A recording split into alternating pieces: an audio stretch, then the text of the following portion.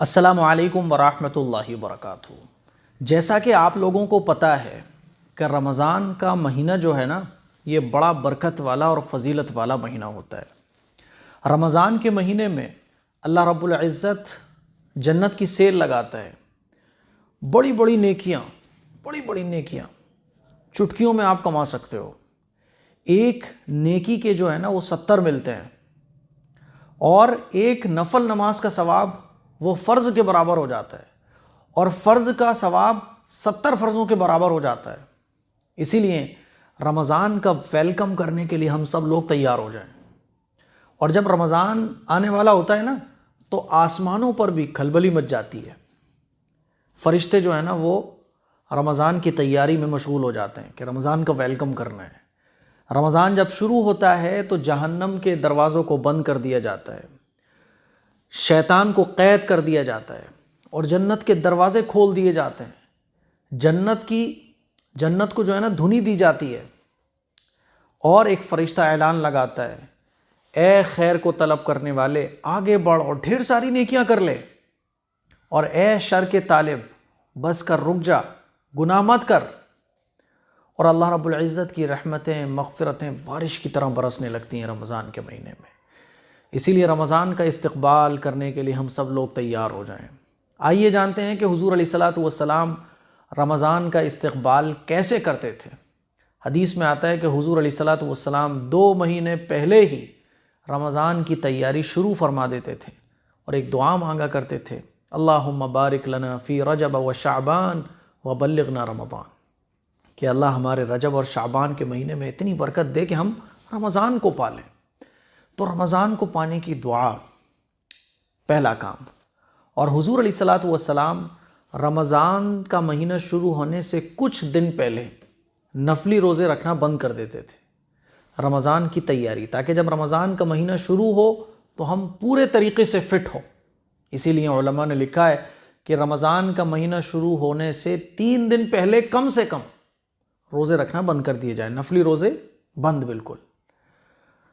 باقی اللہ نے آپ کو جیسی صحت دی ہے، جیسی تندرستی دی ہے، اس کے حساب سے آپ رمضان کا مہینہ شروع ہونے سے پہلے ہی نفلی روزے رکھنا بند کر دو، تاکہ رمضان کا مہینہ جب شروع ہو تو ہم مکمل طور پر فٹ ہو رمضان کے مہینے میں۔ یہ دوسرا کام۔ تیسرا کام کہ رسول اللہ صلی اللہ علیہ وسلم رمضان کا چاند دیکھنے کا بہت اہتمام فرماتے تھے۔ اب تو چاند دیکھنے کا رواج ہی ختم ہو گیا ہے، لوگ واٹس اپ سے، سوشل میڈیا سے پتہ کر لیتے ہیں کہ چاند کب دکھے گا، چاند دکھ گیا تو خبر آ گئی۔ ایسا نہیں، نبی کی سنت ہے چاند دیکھنا، اسی لیے رمضان کا چاند دیکھو۔ جیسے ہی 29 تاریخ ہو جائے، چاند دیکھنے کے لیے چھت پر چڑھو یا اونچی جگہ پر چڑھو، دوربین کے ذریعے چاند دیکھو، یہ نبی کی سنت ہے۔ اور چاند دیکھنے کی جو دعا ہے نا، وہ دعا کو پڑھو۔ حضور علیہ الصلاۃ والسلام چاند دیکھنے کا اہتمام فرماتے تھے۔ چوتھا کام کہ جب رمضان کا مہینہ شروع ہونے والا ہو تو رمضان کے بارے میں پڑھو، رمضان کے بارے میں اپنے بچوں کو بتاؤ، اپنی فیملی کو بتاؤ کہ رمضان کی کیا فضیلت ہے۔ رمضان کے اندر قرآن مجید نازل ہوا، رمضان کے روزے ہر مسلمان پر فرض ہیں، رمضان کی فضیلت، رمضان کے مسائل ہے نا، رمضان کے اندر ہمیں کون کون سی عبادتیں کرنا چاہیے، یہ ساری چیزیں خود بھی پڑھو اور اپنے بچوں کو بھی پڑھاؤ یا اپنے بچوں کو سکھاؤ۔ یعنی رمضان کا چرچا آپ کی زبان پر آنے لگے۔ آپ اپنے دوستوں سے ملو تو رمضان کے بارے میں بات کرو، تاکہ ایک رمضان کا ماحول قائم ہو جائے۔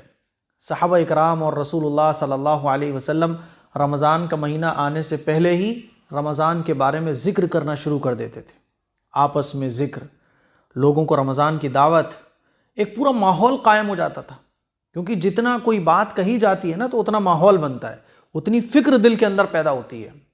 تو رمضان کے بارے میں ذکر ہونا چاہیے، گھر پہ ذکر ہو کہ بھئی رمضان کی کیا تیاری ہے، روزے کیسے رکھنے ہیں، قرآن مجید کا کیا شیڈیول رہے گا، رمضان کی فضیلت گھر پہ بتائی جائے، علماء اکرام کے بیان سنائے جائیں، تاکہ ایک ماحول رمضان شروع ہونے سے پہلے ہی ہمارے گھر کا بن جائے اور ہم سب لوگ رمضان کے لیے ریڈی ہو جائیں۔ اور آخری جو سب سے اہم کام، گناہوں سے بچنا۔ رمضان کا مہینہ شروع ہونے سے پہلے ہی گناہ جہاں جہاں سے بھی ہم کر سکتے ہو، نہ چاہتے ہوئے بھی بعض جگہیں ایسی ہوتی ہیں جہاں سے ہم گناہ کر بیٹھتے ہیں، بہت ساری چیزیں ایسی ہوتی ہیں نہ چاہتے ہوئے بھی ہم سے گناہ ہو جاتا ہے۔ تو ایسی تمام چیزوں کے دروازے بند کر دیے جائیں کہ رمضان کے مہینے میں کوئی بھی گناہ مجھ سے نہیں ہوگا۔ تو یہ رمضان کا استقبال ہے۔ اپنے کاموں کو سمیٹو، اپنا شیڈیول بناؤ کہ رمضان کا دن مجھے کیسے گزارنا ہے، زیادہ سے زیادہ عبادت میں کیسے کر سکتا ہوں۔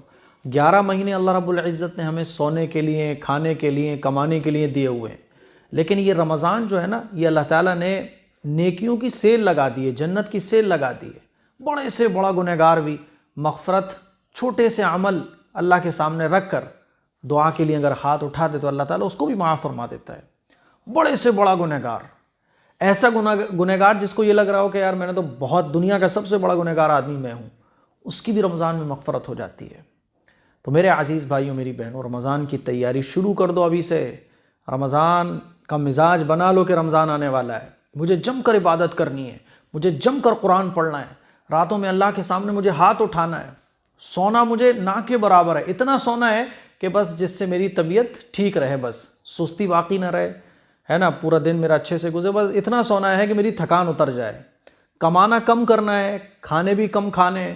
عام طور پر کیا ہوتا ہے کہ خواتین جو ہے نا کچن میں ہی گھسی رہتی ہیں، دوپہر سے جو کچن میں گھستی ہیں نا، تو یہ ڈش بنانی ہے، وہ ڈش بنانی ہے، دسترخوان پہ یہ سجانا ہے، وہ سجانا ہے، پورا دن کھانے پکانے میں ہمارا نکل جائے تو یہ بڑے افسوس کی بات ہے۔ کھانے کے لیے 11 مہینے اللہ تعالیٰ نے دے رکھے ہیں، رمضان کا مہینہ تو عبادت کے لیے ہے۔ کھانا کم کر دو، کمانا کم کر دو، رمضان عبادت، صرف اور صرف عبادت۔ تو یہ رمضان عبادت کا مہینہ آ رہا ہے، اس کے ویلکم کے لیے کیا آپ تیار ہیں؟ کامنٹ کر کے ضرور بتائیے گا۔ السلام علیکم ورحمۃ اللہ وبرکاتہ۔